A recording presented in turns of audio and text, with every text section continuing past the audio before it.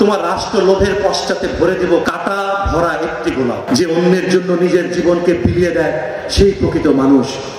আমি যদি বেঁচে না ফিরি তবে কষ্ট পেও না, গর্বিত হয়েও জীবনের প্রতিটি ভুলের জন্য ক্ষমা চাই মা। জাতীয় কবির নামকে যেন গ্যাজেটভুক্ত করা হয় এবং এইবারই যেন সেটা করা হয় এবং আপনার হাত ধরেই, এই বিপ্লবের হাত ধরে যেন সেটা সম্পন্ন হয়।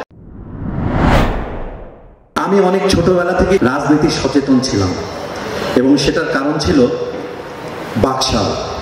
আমার ছোটবেলায় আমি মুজিবুর দুঃশাসন দেখেছি। আমার বাড়ি নাটোরে এবং সেখানে একটা ডাক বাংলো ছিল আমার বাড়ির পাশে। সেখানে রক্ষী বাহিনীরা ইয়াং ছেলে, আমরা যাদেরকে এখন জেনজি বলি, এরকম বয়সী সব ছেলেদেরকে ধরে নিয়ে আসতো। সারা রাত ধরে ওরা রেড দিয়ে ধরে নিয়ে আসতো। আর দিনের বেলা সেই ডাক বাংলায় একটা কাঠবাদাম গাছ ছিল, সেখানে ঝুলিয়ে ঝুলিয়ে পেটাতো এবং সবাইকে দেখাতো যে তাদের মানে মুজিবীয় শাসনের বিরুদ্ধে দাঁড়ালে কেমনটা হয়, সেটা সবাইকে ওরা এক ধরনের উদাহরণ সৃষ্টি করার জন্য দেখাতো। তা আমরা ছোটবেলা দূর থেকে দেখতাম। তখন একটা শব্দ আমার কানে আসতো, ওরা জাসদ। মুজিবীয় দুঃশাসনের বিরুদ্ধে যারা লড়ছে তাদেরকে বলা হতো জাসদ। আস্তে আস্তে আমার ওই শৈশবের সেই উৎসুক মন খুঁজতে শুরু করলো এরা কারা। ধীরে ধীরে বড় হলাম, কলেজে গেলাম, যেয়ে দেখলাম আরেক দুঃশাসন, এরশাদের স্বৈরশাসন।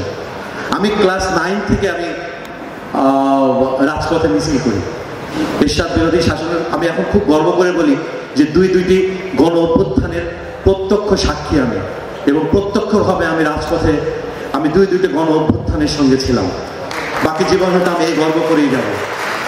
তো এরশাদের শাসনের ওই সময় আমি একটা ছোট্ট ঘটনার কথা বলবো, যেটা অনেকেই রিলেট করতে পারবে।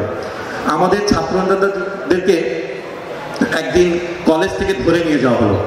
সেদিন আমি তখন ফার্স্ট ইয়ারে পড়ি, ইন্টারমিডিয়েট ফার্স্ট ইয়ারে। আমার মাথায় তখন একটা লাইন কাজ করেছিল, জেল থেকে বলছি। পরবর্তীতে আপনারা যারা গান শোনেন তারা জানেন জেমসের খুব বিখ্যাত একটা গান আছে, জেল থেকে বলছে। আমার লেখা, আমার সুর করা গান ছিল সেটা।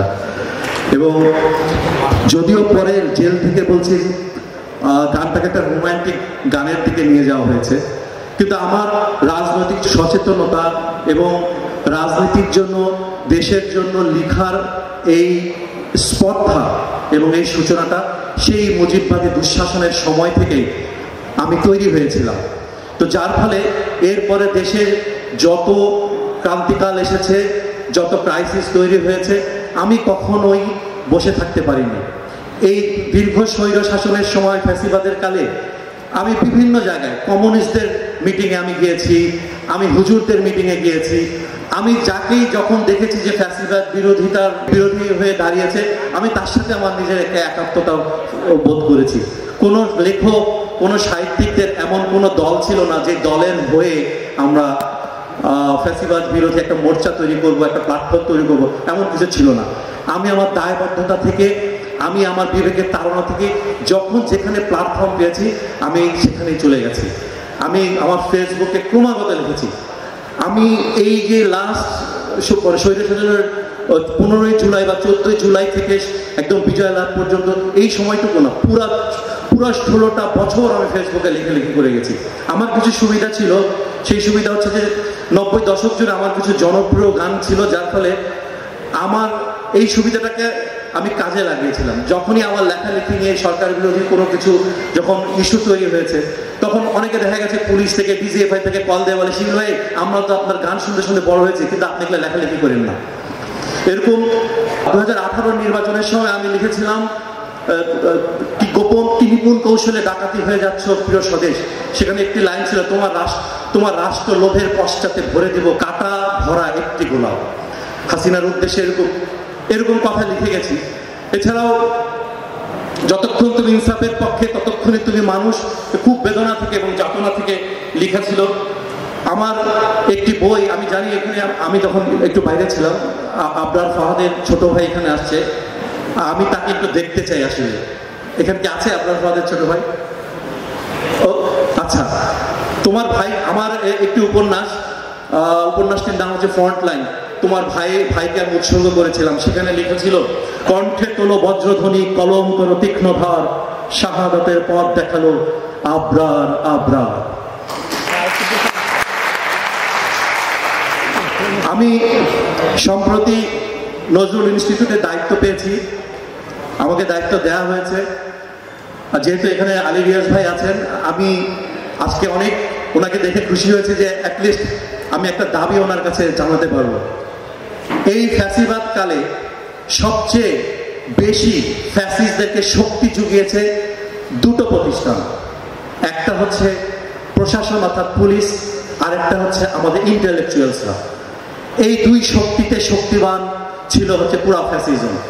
তা আমাদের এই ফ্যাসিবাদের যে সাংস্কৃতিক ন্যারেটিভ, এটাকে ভেঙে দেওয়ার জন্য আমাদের হাতে একটা অনেক বড় টুলস আছে, অনেক বড় শক্তি আছে। সেই শক্তির নাম নজরুল ইসলাম। কবি নজরুল ইসলামের যে বিদ্রোহী চেতনা, এবার আমরা দেখেছি ছাত্র জনতার বিপ্লবের দেয়ালে দেয়ালে, এবং যেই বিদ্রোহী চেতনা আমাদেরকে উদ্বুদ্ধ করেছে সেটা ছিল তার বিদ্রোহী কবিতা, তার বিদ্রোহী চিন্তা। সেখান থেকে ঠিক এরকম একটা সময় এই বিপ্লবের পরে আমাকে যখন দায়িত্ব দেওয়া হয়েছে, আমার মনে হয়েছে এবার আমার কিছু করার আছে, এবার আমার অনেক কিছু করার আছে। আমরা নজরুলের চেতনাকে এই দেশের প্রান্তে প্রান্তে ছড়িয়ে দিব। নজরুল ফ্যাসিবাদ বিরোধিতা, স্বৈরাচার বিরোধিতা, অসাম্যের বিরুদ্ধে নজরুলের চেতনাকে আমরা ফ্যাসিবাদী যে চেতনা, যে ভারতীয় আধিপত্যবাদী যে চেতনা আমাদেরকে মিসগাইড করেছে, তার বিরুদ্ধে আমরা নজরুলকে নিয়ে আমরা পথ দেখাবো। নজরুল আমাদেরকে পথ দেখিয়েছেন বিদেশ বিরোধী আন্দোলনে, আমাদের মুক্তি সংগ্রামে, 90-এর গণ অভ্যুত্থানে, এবং এবারের এই ছাত্র জনতার অভ্যুত্থানে। আমি আলী রিয়াজ ভাইয়ের কাছে একটি অনুরোধ করব, ওনারা যেহেতু এখন সংবিধান সংশোধন করছেন, আমাদের জাতীয় ফুল আছে, জাতীয় প্রাণী আছে, জাতীয় ফল আছে, কিন্তু সংবিধানে আমাদের একজন জাতীয় কবির নাম নেই। আলী রিয়াজ ভাই, আমি নজরুল ইনস্টিটিউটের পক্ষ থেকে আপনাকে অনুরোধ করব, আমাদের জাতীয় কবির নামকে যেন গ্যাজেটভুক্ত করা হয়, এবং এইবারই যেন সেটা করা হয়, এবং আপনার হাত ধরে, এই বিপ্লবের হাত ধরে যেন সেটা সম্পন্ন হয়, এই আশা রাখবো। এবং পরিশেষে আমি একজন শহীদের, এখানে আমাদের সঙ্গে একজন শহীদ লেখক আছেন। আমি এতক্ষণ এখানে বসে বসে বারবার আমি শিহরিত হচ্ছিলাম, আমার চোখ ভিজে আসছিল একজন শহীদের কথা মনে পড়ে। আমি সেই শহীদের লেখাটা একটু পড়তে চাই, খুব ছোট লেখা, আপনারা অনুমতি দিলে আমি আরেকটু সময় নিয়ে সেই শহীদের লেখাটা পড়তে চাই। পড়ব? এটা একটা চিঠি। আমার কাছে মনে হয়েছে এই চিঠির মতো এমন চিঠি বাংলাদেশে মনে হয় আর আগে কখনো লেখা হয়নি। ক্লাস 9-এ পড়া একটা ছেলে রাজপথে নামার আগে তার মায়ের কাছে লিখছে, মা, আমি মিছিলে যাচ্ছি, আমি নিজেকে আর আটকিয়ে রাখতে পারলাম না, সরি আব্বুজান, তোমার কথা অমান্য করে বের হলাম, স্বার্থপরের মতো ঘরে বসে থাকতে পারলাম না। আমাদের ভাইরা আমাদের ভবিষ্যৎ প্রজন্মের জন্য কাফনের কাপড় মাথায় বেঁধে রাজপথে নেমে সংগ্রাম করে যাচ্ছে, অকাতরে নিজেদের জীবন বিসর্জন দিচ্ছে। একটি প্রতিবন্ধী কিশোর, 7 বছরের বাচ্চা, ল্যাংড়া মানুষ যদি সংগ্রামে নামতে পারে, তাহলে আমি কেন বসে থাকবো ঘরে? একদিন তো মরতেই হবে। তাই মৃত্যুর ভয় করে স্বার্থপরের মতো ঘরে বসে না থেকে সংগ্রামে নেমে গুলি খেয়ে বীরের মতো মৃত্যু অধিক শ্রেষ্ঠ। যে অন্যের জন্য নিজের জীবনকে বিলিয়ে দেয়, সেই প্রকৃত মানুষ। আমি যদি বেঁচে না ফিরি তবে কষ্ট পেও না, গর্বিত হয়েও জীবনের প্রতিটি ভুলের জন্য ক্ষমা চাই মা। এই চিঠিটা লিখেছেন একজন শহীদ, ক্লাস 9-এ পড়া, তার নাম আনাস। এদের কথা যেন আমরা ভুলে না যাই। বাংলাদেশ দাঁড়িয়ে আছে এমন 2000 শহীদ আর 30,000 আহতের আত্মনাদকে পিছনে নিয়ে। সেই বাংলাদেশকে আমরা কোনোভাবেই হারতে দিব না। Thank you so much.